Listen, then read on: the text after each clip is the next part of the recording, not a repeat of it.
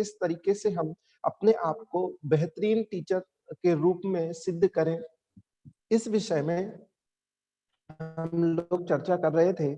इसी के अंतर्गत आज जो हम देख रहे हैं वो देख रहे हैं what makes a great teacher.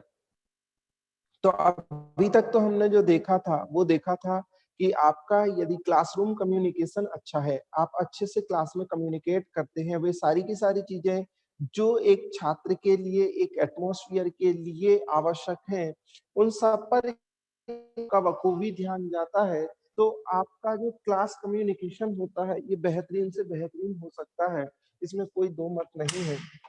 ये तो हमने जो देखा था ये सारी क्वालिटी देखी थी, ये बाह्य की अपेक्षा से देखी थी।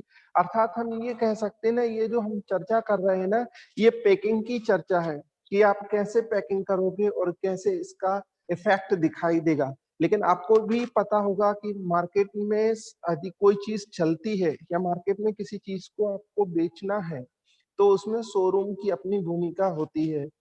हम शोरूम की भूमिका को नकार नहीं सकते। क्यों नहीं नकार सकते? क्योंकि यदि आपका शोरूम बेहतरीन है, आपकी पैक बहुत अच्छी है, तो आप कुछ भी माल रखते हैं तो चल जाता है।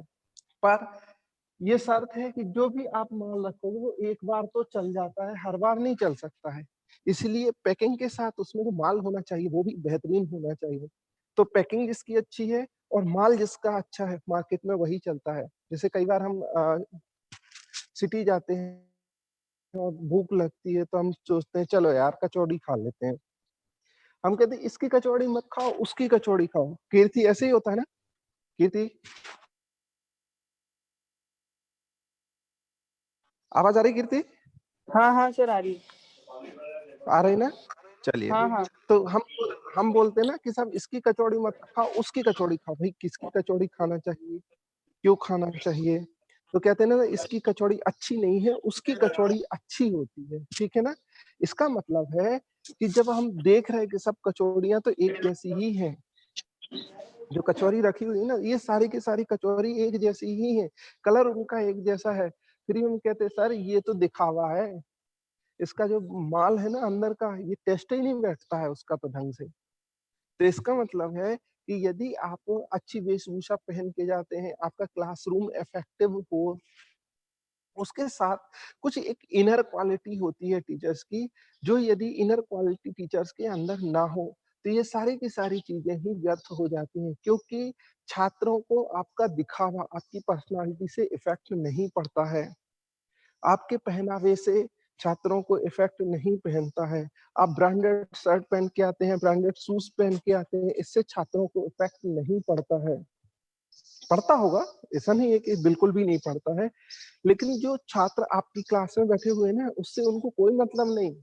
उनको मतलब है नॉलेज से, उनको मतलब है ज्ञान से, उनको मतलब है आपके प्रेजेंटेशन से, उनको मतलब है कि आप कैसे उनकी अंडरस्टैंडिंग को फिट करते हैं, कैसे आप अपने सब्जेक्ट मैटर को उनके ब्रेन में फिट करते हैं और वो लॉन्ग ड्यूरेशन तक वर्क करता है, लॉन्ग ड्यूरेशन तक मेमोराइज रहता है। उनको इस चीज से फर्क पड़ता है। हम एज ए टीचर्स, हमने पहले दिन जब क्लास ली थी, पहले ही दिन जब हमने चर्चा की थी कि हम जो चर्चा करेंगे वो चर्चा होगी हमारी एडमिनिस्ट्रेशन। एडमिनिस्ट्रेशन के साथ साथ स्कूल एडमिनिस्ट्रेशन पे हम चर्चा करने वाले हैं। आप लोग सब जानते हैं एजुकेशन किसे कहते हैं? बताएगा कोई? What is the definition of education?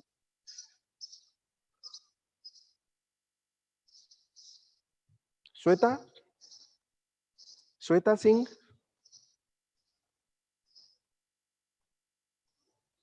आप कैसे डिफाइन करोगे एजुकेशन के लिए?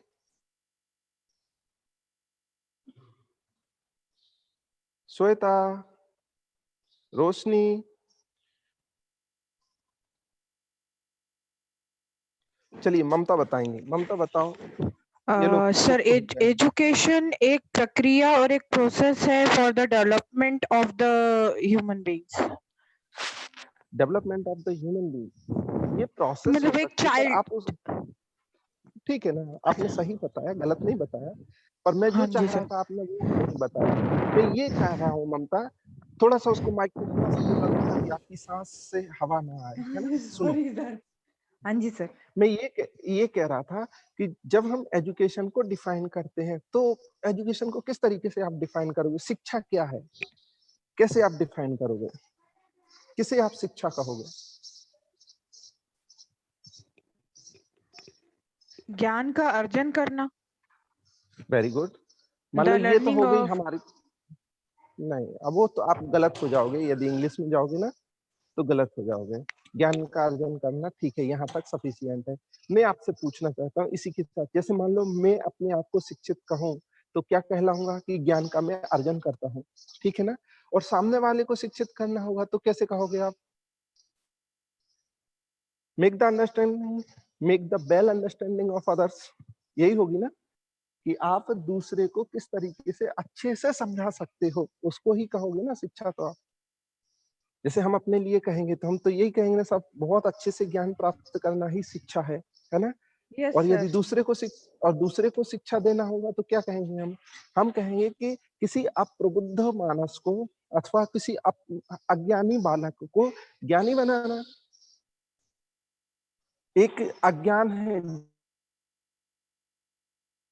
उसको हम अज्ञानी कहते हैं। हो सकता है ना एक 50 साल का व्यक्ति भी अज्ञानी हो, किसी विषय में नहीं जानता हो, कंप्यूटर का उसे ज्ञान ना हो तो कंप्यूटर संबंधी उसे अज्ञान है, ठीक है ना? इससे कोई फर्क नहीं पड़ता कि यदि कोई हमें अज्ञानी कहता है तो, क्योंकि अज्ञानी तो अज्ञानी है जिस विषय में हम संस्कृत में कहते हैं यो यत्र अनभिज्ञः ते तत्र बालाः। माने जो जहां अज्ञानी है, जो जहां नहीं जानते हैं, वे वहां सब बालक ही हैं, है ना? तो हम भी बालक ही हैं। जिस क्षेत्र में हमें ज्ञान नहीं है उस क्षेत्र में भी हम बालक हैं, ठीक है? तो अब हमारे जो स्टूडेंट्स हैं जिन्हें हम पढ़ा रहे हैं, जिन्हें हम समझा रहे हैं, जिनके लिए हमें तैयार करना है, वो हम ये मान के चलते हैं वो उस विषय में बालक हैं, वो उस विषय में अनभिज्ञ हैं। They can not proper knowledge of that subject, है ना? अब हमें उनको नॉलेज देना है और हमें उनका माइंड सेट करना है। तो आप माइंड सेट कैसे करोगे कि जब आपके अंदर क्वालिटी होगी तब आप किसी को और परोसोगे, है ना? जब तक आपके पास माल ही नहीं होगा तब तक आप कैसे परोसोगे किसी के लिए कि तुम भी अपनी अंडरस्टैंडिंग वेल कर लो। जब आपके जेब में पैसे होंगे ना तब जाके आप बाजार में खर्च करोगे। आपको हम यदि 100 रुपए देते हैं ना तो आप 100 रुपए ही खर्च कर सकते हो, 5000 खर्च नहीं कर सकते। और यदि हम 5000 रुपए आपको देते हैं तो आप 5000 खर्च कर सकते हो, 10,000 नहीं कर सकते। इसका मतलब है जितना आपके पास होता है हम उतना ही खर्च करते हैं। तो ये टीचर की क्वालिटी। अच्छा टीचर कौन? की जो सबसे ज्यादा देता है। कैसे देता है वो अपन पहले चर्चा कर चुके हैं, वो एटमॉस्फेयर की चर्चा है। वो कैसे आप अपनी कक्षा रूम की तैयारी करते हो, जो कक्षा है या रूम है उसकी आप कैसे तैयारी करते हो, कैसे आपका बेस्ट प्रेजेंटेशन हो, इसके लिए आप अपने आप को प्रिपेयर करते हो, ये उसकी बात है। पर आप में किस तरीके का ज्ञान डेवलप हो, आप किस तरीके से अपने आप को प्रिपेयर करके रखें। आप जैसे युद्ध में एक सैनिक जाता है, युद्ध में जब सैनिक जाता है ना तो सैनिक अपने आप को हर तरीके से तैयार करके जाता है। देखा है कभी किसी फिल्म का आपने सीन देखा हो, उरी फिल्म में आपने देखा हो, तो बंदूक टांकता है, एक गन हाथ में लेता है, यहाँ पैर में ना यहाँ चाकू फंसा के लेके जाता है, जूते में चाकू फंसाता है, सॉक्स में चाकू फंसाता है, बम टांग के जाता है। भाई क्यों इतना सब तैयारी क्यों? क्योंकि पता नहीं हमें बंदूक चलाने का मौका ना मिला तो, हमें चाकू चलाने का मौका ना मिला तो, आवश्यकता हमें वहां पे बम पटकने की पड़ गई तो, समझ में आया? तो वो अपने आप को पूर्ण रूप से तैयार करके जाता है। अब यदि आवश्यकता पड़ी तो चाकू चलाएगा, आवश्यकता पड़ी तो बम चलाएगा, आवश्यकता पड़ी तो बंदूक चलाएगा, आवश्यकता पड़ी तो गन चलाएगा। मतलब इट डिपेंड ऑन सिचुएशन, कि उस समय कैसी सिचुएशन बनेगी, उस हर एक सिचुएशन के लिए जिस प्रकार योद्धा या सैनिक तैयार होता है, वैसे ही एक शिक्षक शैक्षिक समस्याओं के निवारण करने के लिए, माने जिस तरीके की भी शैक्षिक समस्या सामने आने वाली है उन सभी शैक्षिक समस्याओं के निवारण करने के लिए आप पूर्ण रूप से तैयार होके जाते हो, है ना? मतलब आपके पास वोकेबुलरी स्ट्रांग होती है, आपके पास सब्जेक्ट मैटर स्ट्रांग होता है, आप प्रॉब्लम से परिचित होते हो कि छात्र अधिकतम यदि कोई चीज पूछेगा तो कहाँ तक पूछेगा, उसका ज्ञान कहाँ तक जाएगा, वो कहाँ तक सोच सकता है इस विषय के बारे में, ठीक है ना। तो वो सारा का सारा विषय यदि आप तैयार करके जाते हो, और ये तैयार कब होता है, जब आप जो पढ़ाने वाले हो वो पढ़ाने से पहले एक बार उस विषय को पढ़ के जाते हो। कीर्ति अभी आप स्कूल में ही है ना? कीर्ति, क्या विषय पढ़ाते हो आप क्या विषय पढ़ाते हो? English, maths. English, very good, English और मैथ्स, है ना। हाँ जी। अब जैसे मान लो आप, वेरी गुड, आप मैथ्स पढ़ाने के लिए जा रहे हो, तो है ना, अब वो आप 7th क्लास को, 8th क्लास को अथवा 10th क्लास को यदि आप मैथ्स और इंग्लिश पढ़ाते, तो आप अपनी तैयारी करके जाते हो ना, मेंटली प्रिपेयर होके जाते हो। मेंटली हाँ प्रिपेयर सर, कैसे पूरा हुआ जाता है? लेसन था। जो, हाँ, मतलब जो विषय मुझे कल प्रेजेंट करना है, उस विषय को हम घर पे पढ़ के जाते हैं।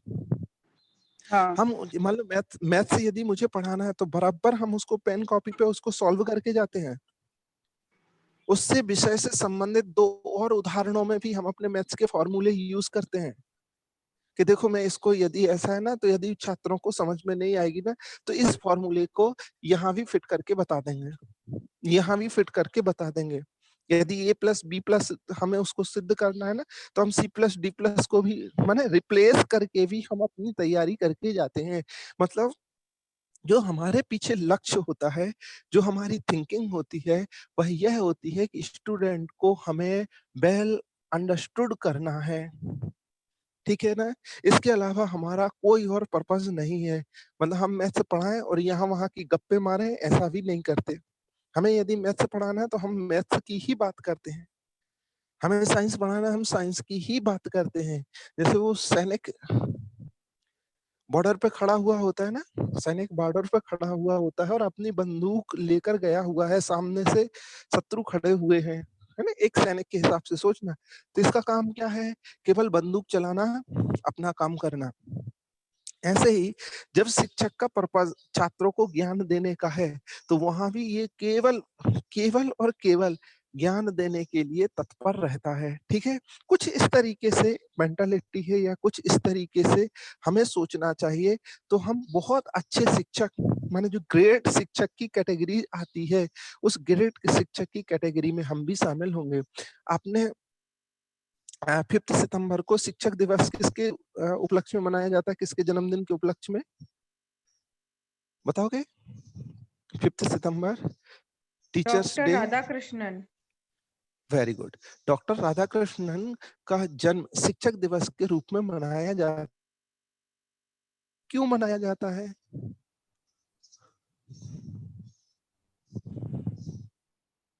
ऐसा क्यों, उन्होंने ऐसा क्या किया कि उनका जन्मदिन शिक्षक दिवस के रूप में मनाया जाता है और हमारा जन्मदिन केक दिवस के रूप में मनाया जाता है? ऐसा क्यों है? कभी आपने सोचा इस विषय में?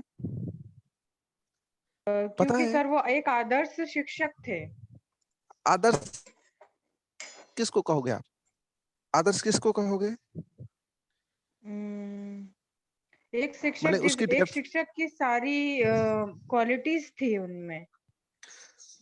ठीक है ना, ये तो अपन ना प्रोनाउन हो गया, नाउन में बात करनी पड़ेगी ना। वह ऐसा था, वह ऐसा था, उसने ऐसा किया, अरे वह कौन था? सारी क्वालिटी थी तो कुछ क्वालिटी तो बताओ। क्वालिटी थी उसकी, इनकी, चलो मैं बताता हूँ आपको, है ना। सबसे पहले यदि हम देखें, यदि उन्हें आदर्श शिक्षक उन्हें कहा जाता है ना, तो वो कहते थे कि जब मैं शिक्षक था, जब मैं छात्र था, तो टीचर्स को पढ़ाता था, और जब मैं शिक्षक हुआ तो मैं खुद पढ़ता हूँ। मतलब एक क्लास में जाने से पहले वो कम से कम 2 घंटे पढ़ के जाते थे। मैंने 30 मिनट 35 मिनट का यदि उन्हें लेक्चर देना होता था ना, तो मिनिमम 2 आवर्स उस सब्जेक्ट पर विचार करके जाते थे, पढ़ के जाते थे, समझ के जाते थे। 2 घंटे, सोचो आप, यहां से आदर्श निकल के आता है ना। नेताओं जैसा काम नहीं था कि आप कुछ भी बन जाओ, कुछ भी कहो और करना कुछ भी नहीं है। वो सारी की सारी चीजों को अपने आप को, इसीलिए उनकी ये क्वालिटी देखकर कहाँ एक टीचर, एक राष्ट्रपति, कहाँ एक उपराष्ट्रपति तक बन के गए वो। तब पता लगता है ये क्वालिटी होनी चाहिए। उन्होंने कहा था जब मैं पढ़ता था तो टीचर्स को पढ़ाता था, मतलब जब वो पढ़ते थे तो इस तरीके से पूरी विषय वस्तु पढ़ के जाते थे कि ऐसे प्रश्न करते थे कि टीचर को पढ़ना पड़ता था। माने उनकी क्लास में कोई भी टीचर बिना पढ़े नहीं पढ़ा सकता था, इतना तैयार करके आते थे, इतना अच्छा वो विषय पे पकड़ रखते थे। और कहते थे जब मैं पढ़ाता था तो मैं खुद पढ़ता था। मतलब वो कहते थे कि यदि मैं अपनी क्लास में जाऊं और उस विषय का ज्ञान छात्रों को अपूर्ण रह जाए, माने मेरी क्लास में छात्र अज्ञानी रह जाए, मेरी क्लास का मेरे विषय का छात्र जिसकी वो एक्सपेक्टेशन है, नॉलेज एक्सपेक्टेशन, वो यदि मैं फिल नहीं कर पाता हूं तो इससे ज्यादा वाहियात बात और क्या हो सकती है। तो वो हमेशा इतना पढ़ के जाते थे, इतना तैयार करके जाते, इतना नोट्स बनाते थे ताकि वो उसको अच्छे से प्रेजेंट कर सकें, वो हर एक एंगल से उस विषय को प्रेजेंट कर सकें। ये उनकी क्वालिटी थी, इसीलिए उनको आदर्श टीचर कहा जाता है ना। वो अच्छे कपड़े पहनते थे या पगड़ी लगा के जाते थे, ये उनकी क्वालिटी नहीं है, ये उनकी अच्छाई नहीं है। और ये शिक्षक को भी अपना आदर्श नहीं मानना चाहिए। हम लोग क्या कहते हैं या क्या समझते हैं कि जो अच्छे अच्छे कपड़े पहनता है ना, हम लोकल कपड़े पहनते हैं, वो ब्रांडेड पहनता है। हम सामान्य बाजार से खरीद के लाते, भैया ये मॉल से खरीद कर कपड़े लाता है और वो पहनता है, इसलिए ये अच्छा टीचर है। नहीं, ये क्वालिटी टीचर की नहीं है। टीचर की क्वालिटी आप कितना अच्छे से अपने आप को प्रिपेयर करते हो। देखो इसका फर्स्ट पॉइंट हम पढ़ते हैं कि एक्सपर्ट द कम्युनिकेशन स्किल। इस पे हम बहुत अच्छे से चर्चा कर चुके हैं अभी विगत 3 दिनों से कि आप कैसे अपनी कम्युनिकेशन स्किल पर एक्सपर्ट बनेंगे। मतलब आपको वो सारी चीजें आपकी क्लास में घटित होने वाली वे सारी घटनाएं आपके पहले से ही दिमाग में हो। आप छात्रों के बैठने से लेकर उनके बैठने की कैपेसिटी तक आपको पता होना चाहिए। आप पढ़ा रहे हैं तो आप, हमें भी लगता है कि आज मैं जो पढ़ा रहा हूँ इसको पढ़ाते पढ़ाते छात्र बोर हो गए, तो मैं पूछने लगता हूँ, हाँ कीर्ति समझ में आया? आपको ये बात समझ में आई? इसका मतलब है मैं पढ़ा रहा हूँ ना, तो पढ़ाते पढ़ाते स्टॉप करता हूँ अपना पढ़ाना और फिर आपसे बात करने लगता हूँ ताकि आप सब लोग मुझे जुड़ जाएं। जो आपका ध्यान डाइवर्ट हो रहा था, जो आपकी टेंशन डाइवर्ट हो रही थी, वो आप उसको सेंट्रलाइज कर लो। यही होती है क्वालिटी, ताकि आप जो मुझे आपको समझाना है वो आप तक पहुंच सके, जो मुझे कहना है वो आपको मैं कह सकूं। वरना अकेला वन वे आप बना लो, आप जो चाहे वो बोलते रहो बोलते रहो बोलते रहो। आप उठो, अपना ईयरपीस निकालो और अपने दूसरे काम करने लगो। कई स्टूडेंट तो ऐसा भी करते हैं, सब सब्जी भी बनाते रहते, क्लास भी पढ़ लेते हैं, सामने टीवी भी देखते रहते हैं, अपने आप को म्यूट कर देते हैं और आराम से क्लास सुनते रहते हैं। वो आप, मतलब ये हमारी क्वालिटी या ये हमारा जो वर्चस्व है, ये हम एक्चुअल शिक्षक नहीं बन सकते, या एक्चुअल हमारा जो प्रेजेंटेशन है वो परफेक्ट नहीं माना जा सकता है। इसीलिए आपको वो सारी क्वालिटी, जिन जिन क्वालिटी से या जिस जिस तरीके से हमारा कम्युनिकेशन कम्युनिकेशन संप्रेषण का प्रक्रिया है। आप जानते हैं ना कम्युनिकेशन किसे कहते हैं?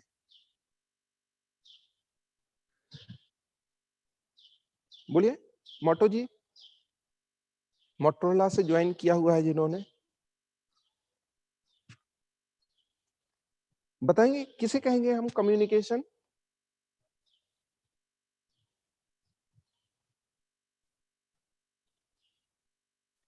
पता है ये ऑनलाइन क्लास का सबसे बड़ा ड्रॉबैक है कि हम जिसको देख रहे हैं या जिससे हमें पूछना है वो उत्तर ही नहीं देता है ना। श्वेता, श्वेता बताओगे कम्युनिकेशन किसे कहेंगे हम?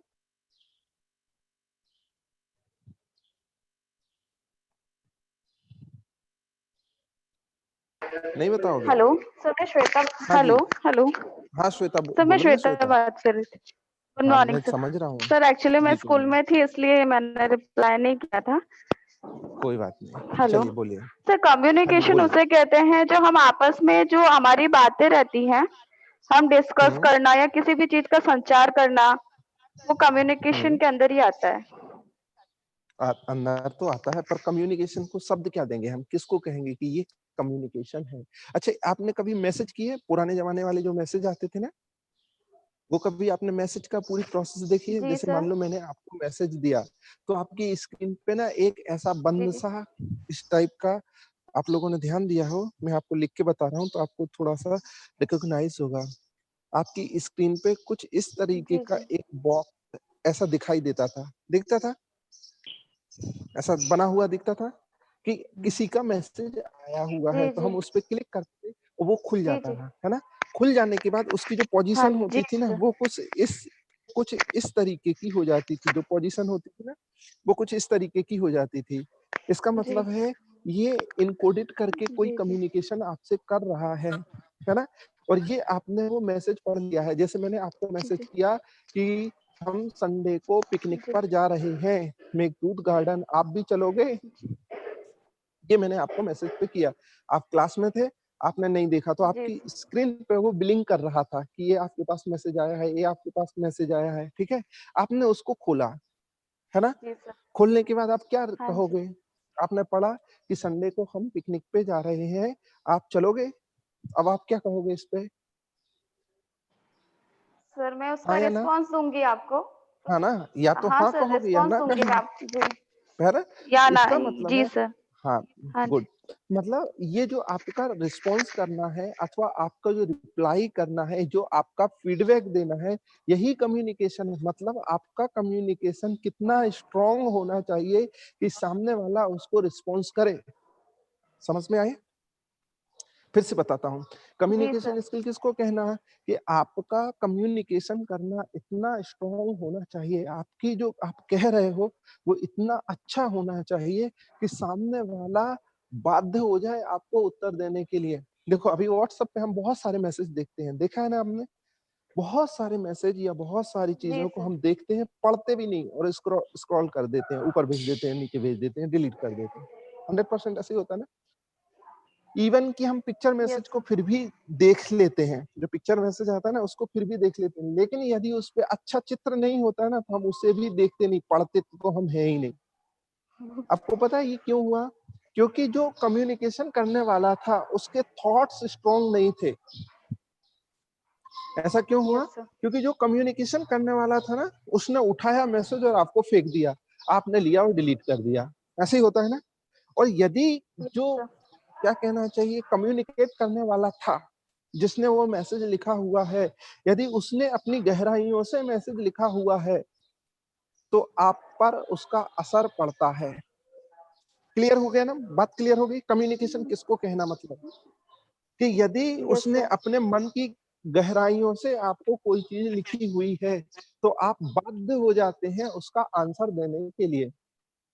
और उसने कोई भी मैसेज यहाँ से उठाया है और आपको कम्युनिकेट कर दिया, तो आप पढ़ते भी हो, नहीं भी पढ़ते हो, कोई आप पर ज़्यादा इफ़ेक्ट नहीं पड़ता है, आपको कोई ज़्यादा विचलित नहीं करता है, आपको सोचने के लिए मजबूर नहीं करता है। ये communication same thoughts in education, same thoughts in classroom कि यदि आप किसी पुस्तक से 10-20 पॉइंट लेकर आते हो और लेकर आने के बाद बस आपको डिलीवर्ड करना है, तो आप तो एक डिलीवरी बॉय जैसे हो गए ना, तो उसने वहाँ से खाना बंद करवाया, आपको उसमें बॉक्स में रखा और आपके घर में डिलीवरी कर दी as a teacher and we are also.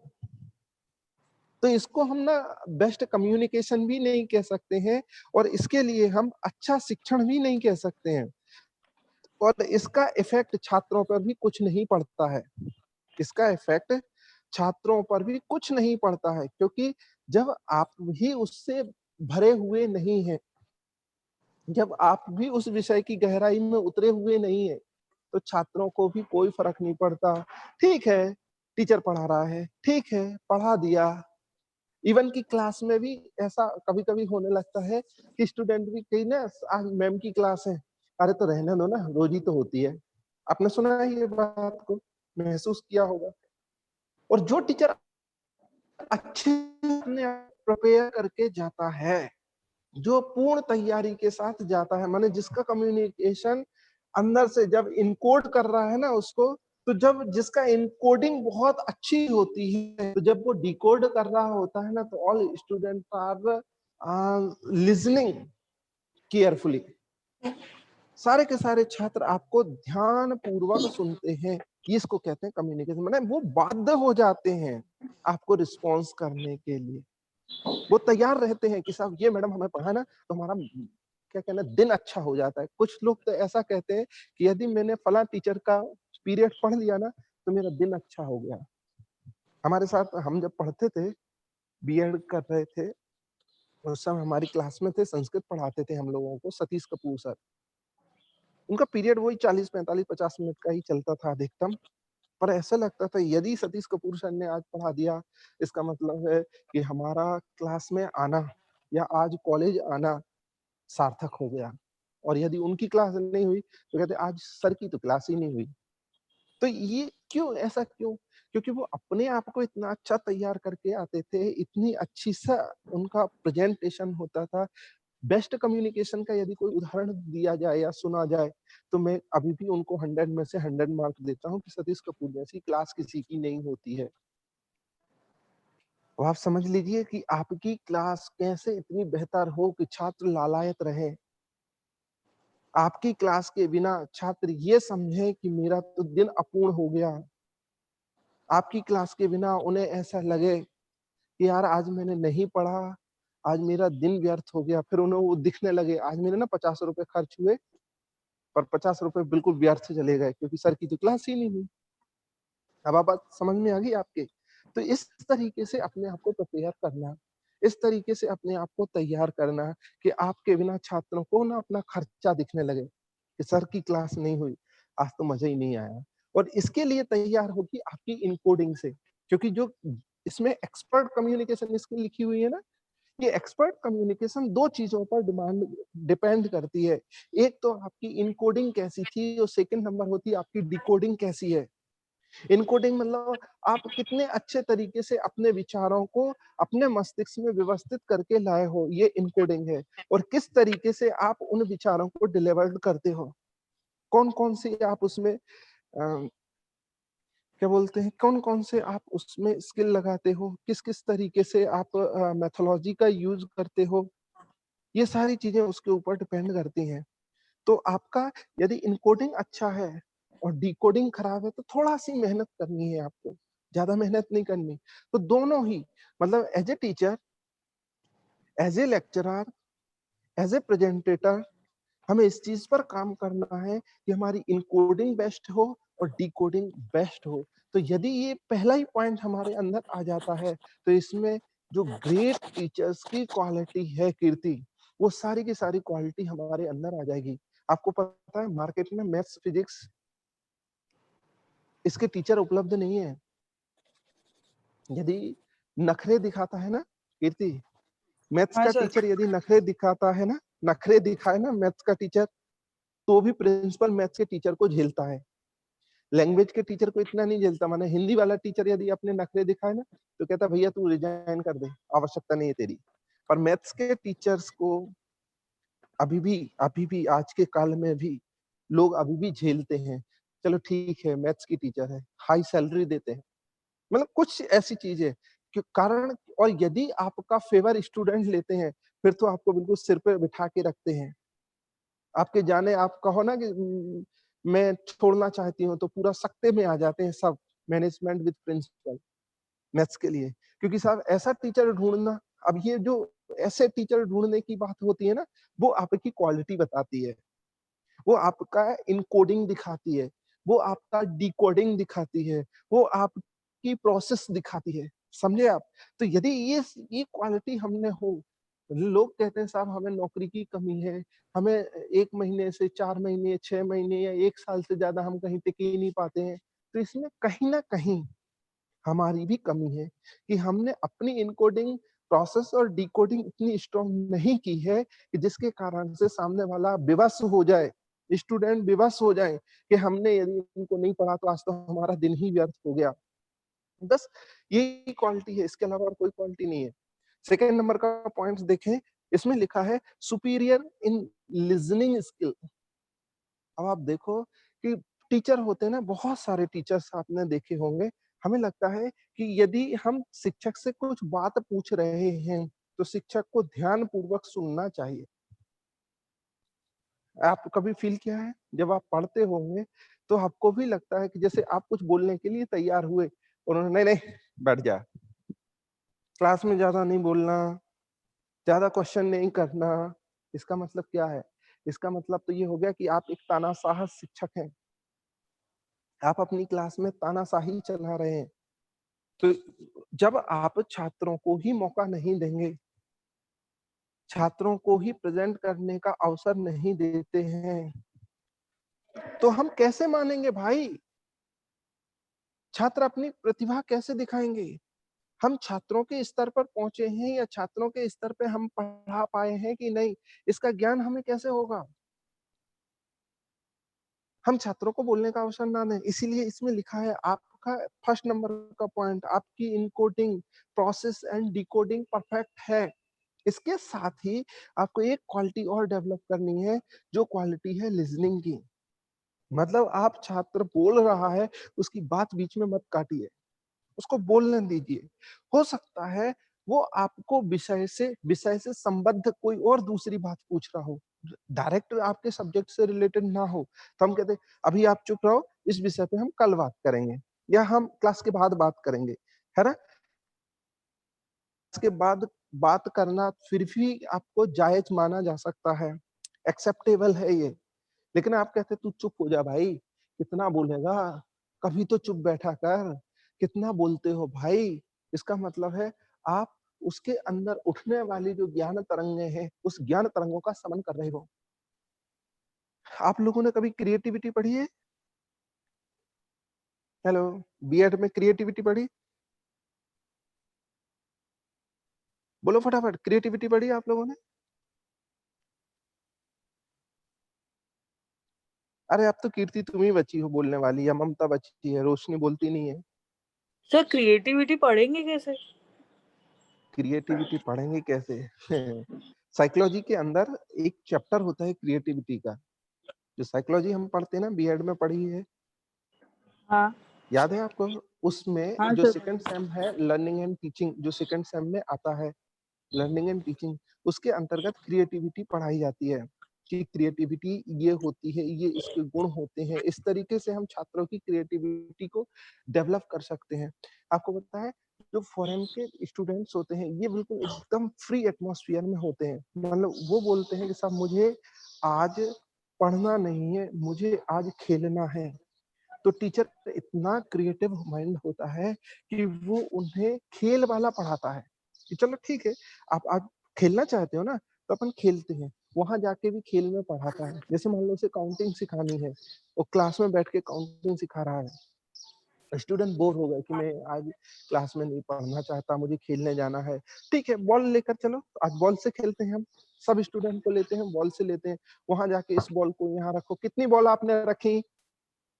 तो वो एक बॉक्स से दूसरे बॉक्स में बॉल को जाके डालता है और कहता है मैंने 10 रखी। अरे तो यही तो हमें क्लासरूम में सिखाना था, तो वो 10 तक काउंट करना सीखे, 20 तक काउंट करना सीखे, और वो बॉल में जाके काउंट कर रहा है, ले दे के ना, उसका वही काम हुआ है ना। तो जो उसके विचार मस्तिष्क में आते हैं, जो उनके विचार की प्रोसेस होती है, जो उनकी थिंकिंग प्रोसेस है, उस थिंकिंग प्रोसेस को हमें डेवलप करना है। ऐसा नहीं बोलना, वो बोलता है ना साहब मुझे बाहर जाना है घूमने के लिए या मुझे खेलने के लिए, है बैठ, तेरी तो इच्छा ही नहीं होती कभी पढ़ने की। हम ऐसा बोलते हैं ना, अधिकांश हम ऐसा ही बोलते हैं। सही कह रहा हूँ ना कीर्ति में? हाँ सर। तुम्हारे तो मन ही नहीं लगता, तुम्हारा तो मन ही नहीं लगता कभी क्लास में, तुम तो हमेशा भागना ही चाहते हो, Yes, sir. तुम तो कभी पढ़ना ही नहीं चाहते हो। पुस्तक तो तुमने ली नहीं, नोट्स तो तुमने कभी बनाए नहीं, लिखते तो तुम कभी हो नहीं। मतलब उसको ले देकर इतनी भर्त्सना करते हैं उसकी कि वो ना, यदि पेड़ होता है ना, तो खड़ा खड़ा सूख जाए, सारे पत्ते छोड़ दे, अपने नीचे गिर जाए।